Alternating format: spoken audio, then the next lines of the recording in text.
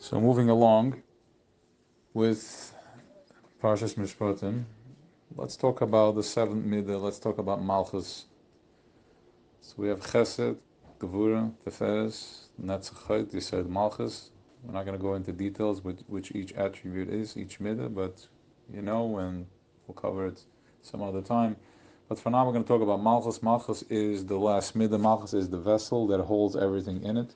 Our bodies are considered Malchus, and so on and so forth. It keeps wrapping and wrapping, which is what's lower now becomes the vessel for the higher. The lower becomes the vessel for the higher, and the higher becomes the vessel for the other higher, and then so on and so forth. So each bottom becomes the top for something else. So we are Malchus, we are Knesset Yisrael, which is Malchus Datzilus, and it keeps wrapping and wrapping, and we keep going higher and higher. Now Shabbos is Malchus. Shabbos is Malchus, which is Shabbos Vayanofesh, Yetzel Achavshi. We're going out. Shabbos Himelizig or Fi Karev. What does that mean? How do we tap in? How do we tune in to Shabbos, to the healing of Shabbos? So first we have to go. We're going based on Da Chachmal Navshecha, which is from Rabbi Shemaya Morgenstern. So we're gonna go based on that. We have Das. On the way he's explaining it, Das is what's there's time and space. Time and space. Time is the biggest troublemaker.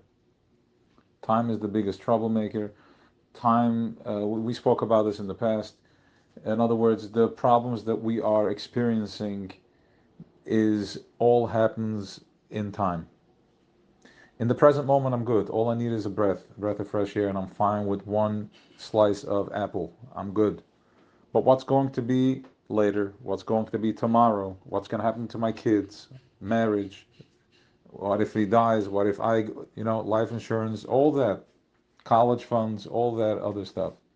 That is nonsense, but it's not nonsense when you live in the world of Malchus, when you live in time and space. And in time and space, this is the matrix. This is how it goes. It pulls you in.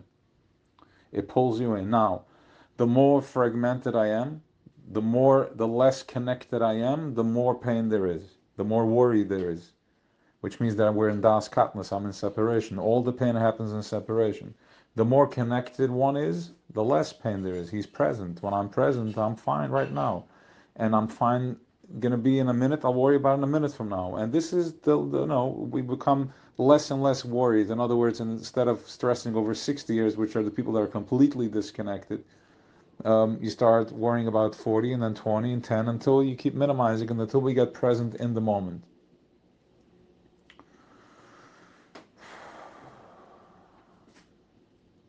When we get present in the moment, first of all, it's important to note that where you want your mind to be connected to is to understand that thing that is pulsing your heart, the heartbeat that you're experiencing, that is the life force, that is the force of the thing that creates everything. He's pushing forward, the same thing that is supplying blood flow, the same thing that's supplying your heartbeat, the same thing that is supplying the breath of fresh air that you breathe, that same thing is also supplying your shefa. He's supplying your parnasa, the food, the money, everything. It's the same thing, which means that you come already with a contract. There is already a contract as to how much your energy level, your flow, your vibration is already coming, already sealed. This is you, and you have nothing to worry about. This is your space. You reserve the seat, and you're sitting at the table, and you will be served. The only thing that is causing the trauma and the drama is the separation, the lack of being present, the lack of das. And when we're in separation, we think, and when we think, we start grabbing more, and that throws off the balance of the world. It throws off the balance of the balance. And this is where it's all happening. So time is the biggest troublemaker, also because time lives in Malchus. Malchus is restriction, there's there's a vacuum, there's gravity, and all that. You can go with that, and for now. Now, Shabbos is the Sadahu Amuna. Shabbos is Sadahu Amuna. What is Amuna? Amuna is something that is me'en olam haba. It's from olam haba, which is from the other world. That's another consciousness. Olam haba, the world to come, which is it's somewhere out there. You can tap into it. Shabbos, we're tapping into olam haba. How do we tap in Shabbos to olam haba? Because Shabbos we go l'malam mizman amakim. We go l'malam mizman. We go higher than space.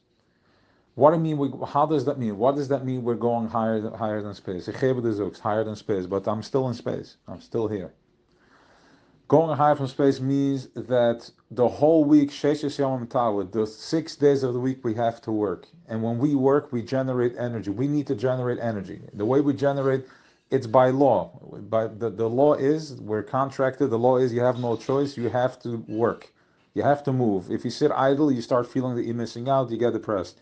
Depressed means that your energy is not expressing, and it gets stagnant, and it gets stuck and stale, and you're stuck.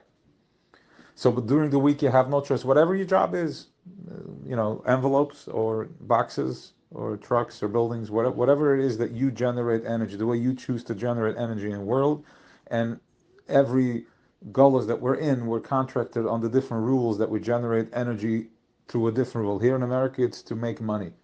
In other places, it was by poverty, so on and so forth.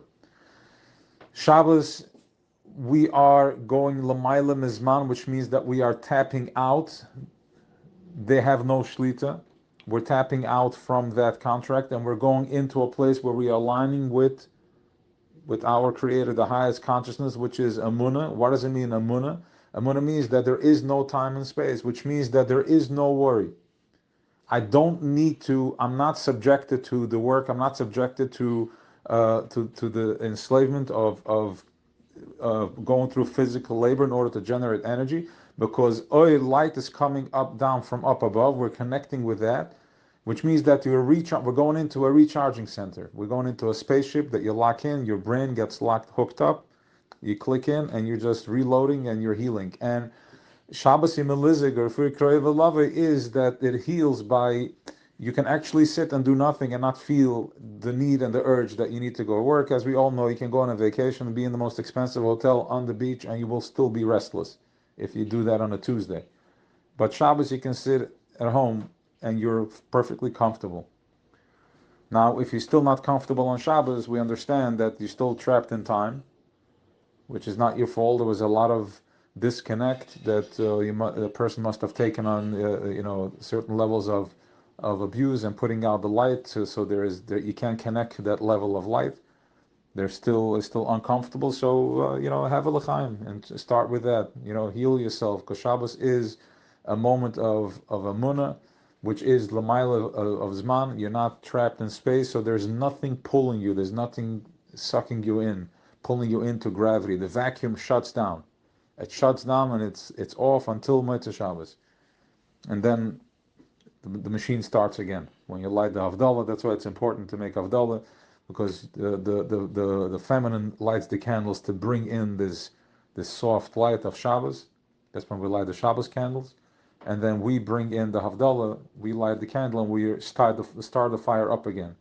And as we said many times before, it's important to get up at the first ring, because instead of the day doing you want to do the day. You want to grab hold of the horse instead of it pulling you.